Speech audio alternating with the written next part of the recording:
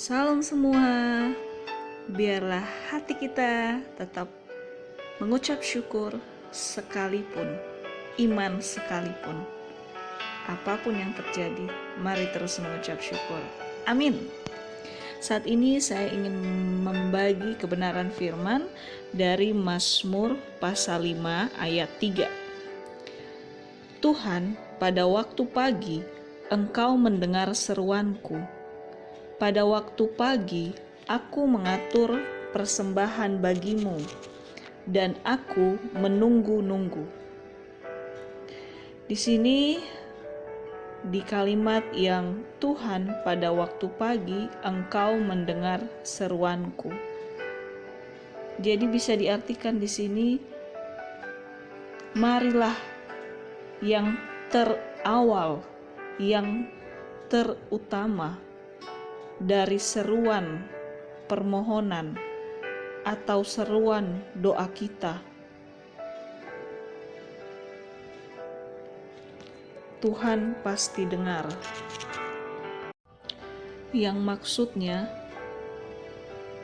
biarlah ketika kita mengawali hari, yang keluar dari ucapan bibir kita adalah ucapan syukur kita, ungkapan kerinduan kita, ungkapan hati kita yang tidak mau jauh dari Bapa. Ungkapan ketulusan itulah yang telinga Tuhan pasti tipis banget untuk mendengarnya, cepat banget untuk mendengarnya. Amin. Jangan malah seruan kita di awal ketika memulai hari adalah seruan sungut-sungut, seruan kegeraman, seruan kebencian, seruan kedengkian, apalagi seruan yang mendikte menyalahkan Tuhan. Itu benar-benar sangat gak enak banget didengar sama telinga Tuhan. Jadi inilah ungkapan hati Tuhan melalui firman ini. Betapa Bapa rindu mendengar seruan indah dari kita, bukan seruan ucapan manis bibir sesaat, karena tetap Tuhan lihat hati. Biarlah seruan hati kita meluap-luap melalui bibir kita. Kalau kita benar-benar butuh Tuhan, rindu memulai hari, mengawali hari bersama Bapa, dan rindu terus di dalam perlindungan Bapa. Bapa senang banget kita punya kerinduan seperti itu. Bapa gak butuh apa-apa dari kita. Dia hanya ingin ketulusan hati kita. Jadi marilah kita mengawali hari kita dengan seruan yang benar, dengan seruan yang tulus. Hanya 100% untuk Bapa kita yang dahsyat. Amin. Terus di pernyataan yang sama lagi dari ayat 3 tadi, pada waktu pagi, aku mengatur persembahan bagimu, dan aku menunggu-nunggu. Aku di sini huruf kecil ya. Jadi di sini dibukakan, maka respon kita yang benar adalah yang terawal, yang paling utama sebelum memulai hari. Marilah kita selalu rindu menyembah dan melekat dulu kepada Bapa melalui doa dan ucapan syukur kita. Jadi semacam respon yang sehat, saling sahut menyahut. Amin. Jadi terawal dari hari kita, Tuhan ingin mendengar seruan ketulusan kerinduan kita, dan biarlah kesadaran kita mengawali hari kita dengan rindu menyembah dan melekat kepada Bapa. Barulah hubungan dua arah. Hubungan dua arah antara Bapa dan kita benar-benar nyambung, benar-benar hubungan yang sehat, saling sahut menyahut. Amin. Terus di pernyataan berikutnya di ayat yang sama, dan aku menunggu-nunggu. Aku di sini huruf kecil ya. Jadi bisa diartikan Semakin kita sadar kalau hanya di dalam hubungan yang erat kepada Bapa, terutama di awal memulai hari, maka hati nurani kita, roh kita, pasti selalu menunggu Bapa dan kehendaknya yang terus mengiringi dan memberi kita kekuatan dalam menjalani hari-hari kita sepanjang hari, setiap hari. Amin. Karena seperti di firman, dalam tinggal tenang terletak kekuatan. Jadi bisa diartikan dalam penantian, dalam kita menunggu, dalam kita menanti-nantikan Bapa, maka kekuatan kita pasti semakin ditambahkannya. Wow, amin.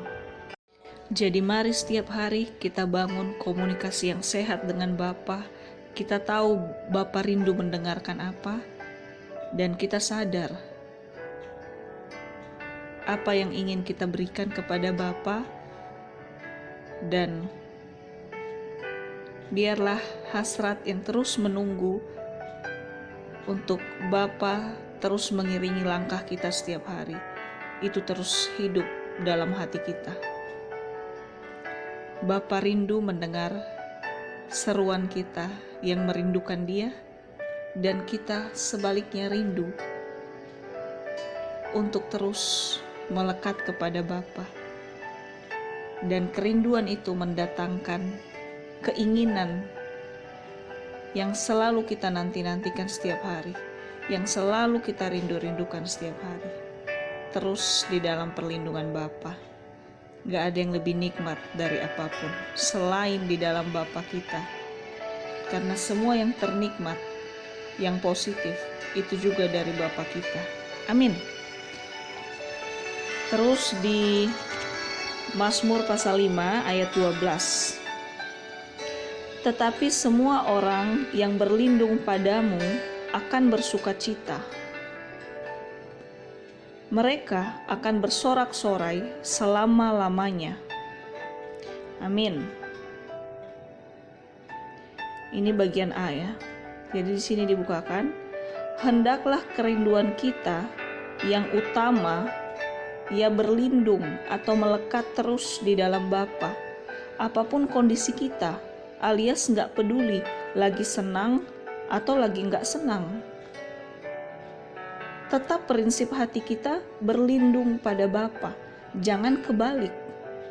Jangan setelah kita merasa diberkati atau merasa bahagia, barulah kita kembali mendekat ke Bapa, barulah kita merasakan Bapa ada di hidup kita. Jangan, udah kebalik itu namanya.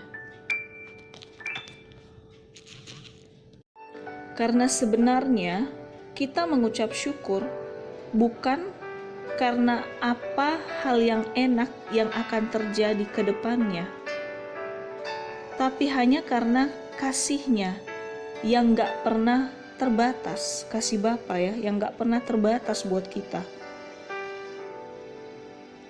Jadi mari kita gak membatasi kasih kita, yang mungkin memang jauh sempurna, tetapi dengan pengenalan akan Bapa, dengan pengetahuan akan kebenaran, mari terus kita pupuk lebih dan lebih lagi setiap hari, setiap saat, melalui hubungan dalam doa, penyembahan, ucapan syukur, dan iman yang kokoh hanya di dalam Bapa.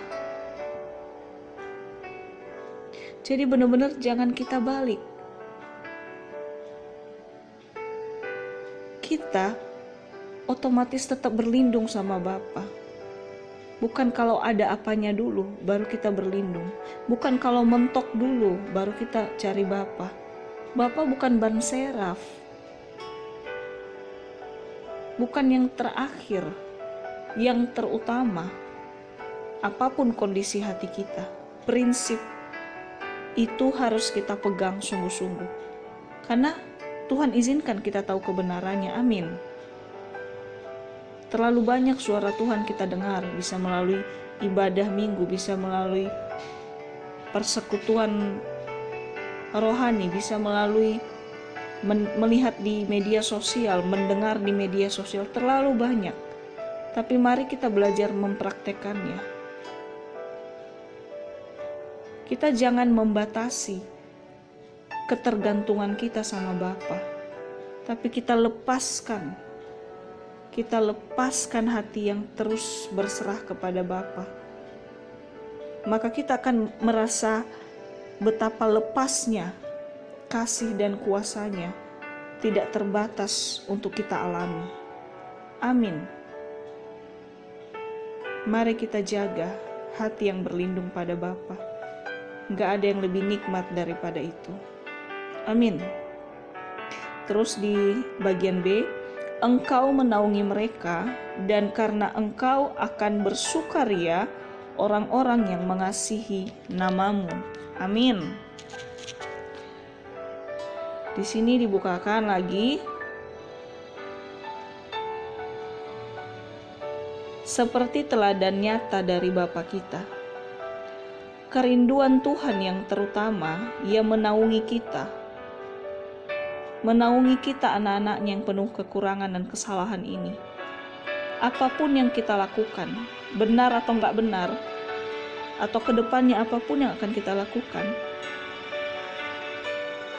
tapi hati Bapa tetap berprinsip sangat senang menaungi kita, melindungi kita. Betapa sukacitanya Bapa terus memeluk kita setiap saat. Bukan karena kita kudus atau benar 100%, tapi karena itulah kerinduannya terus menemani kita, menaungi kita. Jadi mari kita terus mengucap syukur akan semua itu. Marilah sumber sukacita kita, ya Bapa, di dalam kita, bukan di luar Bapa, yang seolah mendatangkan sukacita. Sukacita yang lebih, padahal hanya sesaat. Bahkan sebenarnya diibaratkan berlian yang palsu. Jangan kita terkecoh pada berlian-berlian palsu dari dunia atau dari si jahat. Jangan sama sekali. Karena kalau hati kita tidak sungguh-sungguh menomorsatukan Bapa, merindukan Bapa, mengawali hari dengan mencari Bapa, maka mata hati dan telinga dan mata jasmani kita bisa buta. Nggak bisa bedain mana berlian asli dan mana berlian palsu. Jadi semua diawali dari hati.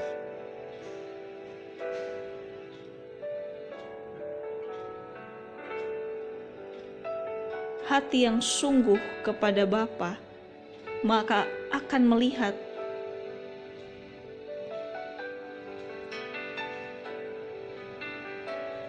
kasih Bapa yang sungguh di hidup kita. Tapi ketika hati kita tidak sungguh-sungguh mengharapkan Bapa, tapi mengharapkan yang lain di luar Bapa, lebih dari Bapa, maka mata kita, mata jasmani kita akan melihat lebih indah yang lain, lebih berlian yang lain dibanding Bapa. Sering kali kita semua bisa terkecoh di situ. Jadi mari kita benar-benar kembali ke sikap hati yang simple aja. Sekali Bapa, tetap Bapa. Sekali tersungkur di hadapan Tuhan, selalulah tersungkur. Jangan kalau kita mentok baru kita tersungkur. Jangan kalau tidak ada pertolongan dari orang-orang lain atau semua hilang dalam hidup kita, baru kita tersungkur, baru kita menyadari berlian yang sesungguhnya adalah Tuhan Yesus. No, udah terlalu terlambat. Jadi kita yang mendengar saat ini, mari kita kembali menyerahkan hati kita sama Bapa, sehingga berlian yang asli, berlian hidup dalam hati kita, Tuhan Yesus Kristus, tetap menyinari kita. dan kita nggak akan terkecoh lagi sama berlian-berlian palsu dunia, bahkan si jahat. Amin. Tutup bungkus darah Yesus. Karena Yesus Kristus Tuhanlah berlian hidup kita yang sesungguhnya. Amin. Kenapa? Karena berlian palsu tidak akan selamanya membuat kita berharga. Hanya bohongan. Tapi berlian yang asli, ketika pun tidak terlihat, tapi ada di hidup kita, maka selamanya kita berharga. Ibarat orang yang nyimpen berlian palsu di tasnya, cepat atau cepat pasti kelihatan itu palsu. Tapi orang yang menyimpan berlian asli di tasnya yang awalnya nggak kelihatan, cepat atau cepat kelihatan juga aslinya. Jadi marilah asli dari hati kita adalah takut akan Tuhan, merindukan Tuhan, mengawali segala sesuatu dalam Tuhan. Karena itulah yang ternikmat. Hanya itulah pegangan kita semua. Berlian yang sesungguhnya, mari kita pegang bareng-bareng. Amin. Terus di ayat 13 ya. Sebab Engkaulah yang memberkati orang benar ya Tuhan. Engkau memagari dia dengan anugerah-Mu sebagai perisai. Di sini diingatkan lagi, marilah kita kembali ke prinsip yang sesungguhnya. Kalau kita hidup benar, karena Bapa kita sudah lebih dahulu memberi teladan nyata ketika Yesus di dunia. Yesus tetap mempertahankan hidup benar apapun konsekuensi terburuknya.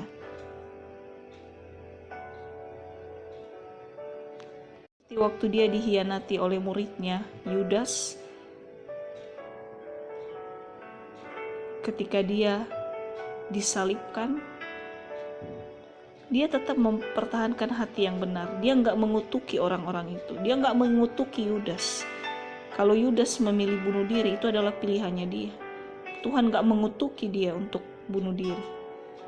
Yesus tetap jaga hidup yang benar, hati yang benar, apapun konsekuensinya. Sekalipun nggak enak sama sekali. Ini emang nggak mudah buat kita. Tapi marilah kita terus mau hidup dibenarkan. Kembali lagi, hanya karena Bapalah yang paling berharga di hidup kita. Bukan hanya untuk diberkati. Makanya kita mau hidup benar, atau supaya dipuji-puji orang, makanya kita maksain diri untuk hidup benar. Jangan. Sama aja kita menjadi berlian palsu juga jatuhnya. Capek pada akhirnya. Dan kembali lagi, Tuhan lihat hati. Kita gak bisa bohongi Tuhan. Jadi kenapa kita mau hidup benar? Ya karena Yesus sudah kasih teladan lebih dulu. Dan itu pasti menyenangkan Bapa kita. Amin. Jadi biarlah dasar dari segala sesuatu, dari perbuatan kita, baik terlihat atau tidak, ya tetap dasarnya kasih dan kekuatan. Kekuatan yang Bapa berikan, yang kita rasakan lebih dulu, yang kita alami nyata setiap saat. Dan itulah yang menjadi kekuatan kita untuk terus mau hidup benar, untuk terus mau mengandalkan Bapa, untuk terus mau merindukan Bapa, untuk terus mau pegang berlian yang sesungguhnya dalam hidup kita. Biarlah itu dasarnya adalah kasih. Dengan daging dan kekuatan kita sendiri kita nggak bisa. Karena daging, debu, nggak ada kuasanya. Mana bisa debu mengasihi? Enggak kan? Jadi tanpa kita terima Yesus di hati kita, tanpa Roh Kudus kita terima di hati kita, kita memang gak akan bisa merasa dikasihi dan mengasihi. Gak bisa, karena tanpa Roh Bapa kita ini hanya debu, hanya tanah, gak ada kuasanya, bahkan diinjak sama binatang kan tanah. Tapi ketika kita terima Bapa di hidup kita, Roh Kudus di hidup kita, maka sungguh-sungguh kasihnya itu benar-benar bisa kita rasakan. Bukan hanya di hati kita rasakan, dalam keseharian kita banyak hal-hal luar biasa yang Tuhan pasti nyatakan dalam kehidupan kita sehari-hari.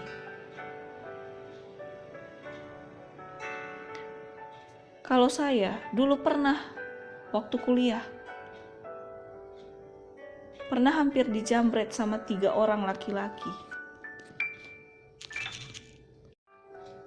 Sudah malam lagi, pas pulang dari gereja, 3 orang laki-laki coba. Saya dihadang waktu saya naik motor. Kepala saya dipukul. Syukurnya saya pakai helm. Tapi helm saya itu pecah.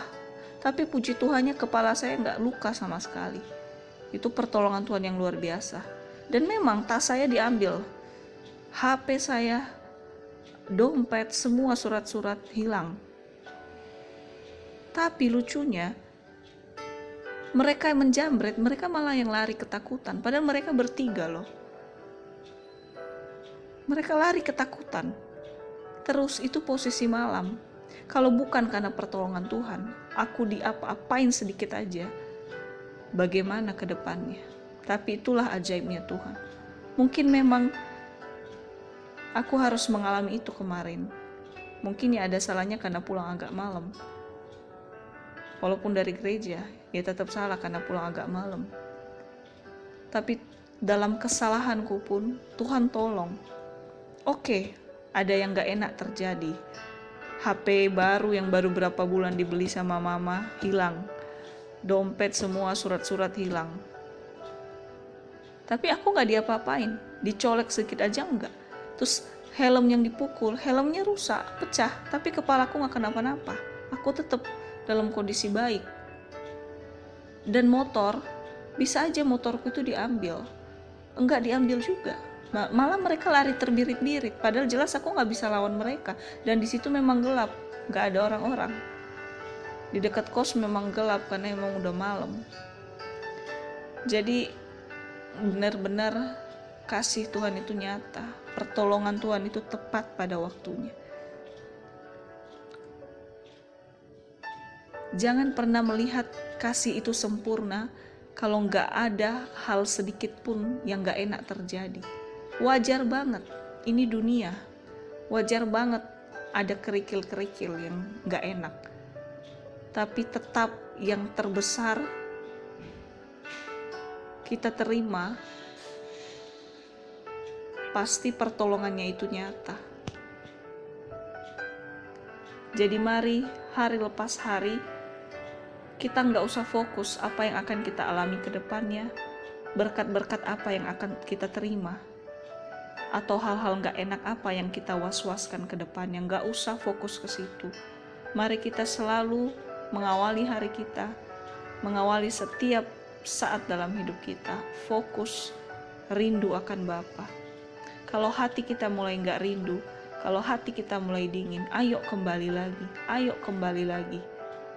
Gak ada alasan, gak ada keuntungan, gak ada kebahagiaan, gak ada damai sejahtera di luar takut akan Tuhan. Ingat ya, bukan ketakutan sama Tuhan. Takut kalau hati yang rindu hilang, takut kalau hasrat yang sempurna hilang, takut kalau kita gak menyenangkan hati Bapa. Yuk sama-sama kita terus berjuang di dalam takut akan Dia, berjuang melekat pada Bapa, karena itulah kerinduannya. Semangat selalu, hidup kita diberkati, hidup kita penuh damai sejahtera, dan masa depan kita penuh pengharapan di dalam Bapa. Bapa mengasihi kita, bahkan ketika kita masih dalam dosa, Dia menyelamatkan kita. Kita diselamatkan bukan karena kekuatan kita, tapi karena Bapa terlebih dahulu mengasihi kita. Tuhan Yesus memberkati kita semua. Haleluya. Amin. Thank you, Jesus. Amen.